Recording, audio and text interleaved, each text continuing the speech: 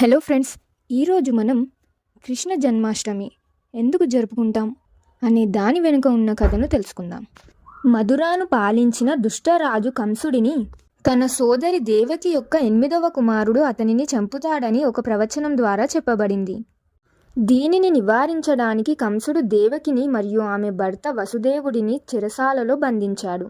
వారికి పుట్టిన ప్రతి బిడ్డను చంపుతానని ప్రమాణం చేశాడు. దేవకి మరియు వసుదేవుల 8వ సంతానం కృష్ణ జైలు గదిలో జన్మించాడు.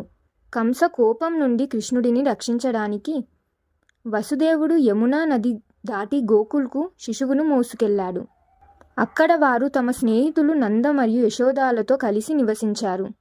వసుదేవుడు కృష్ణుడిని నంద మరియు యశోద యొక్క నవజాత కుమార్తెతో మార్పిడి చేసి అమ్మాయితో జైలు గదికి తిరిగి వచ్చాడు. దేవకి 8వ సంతానంగా భావించిన కంస ఆమెను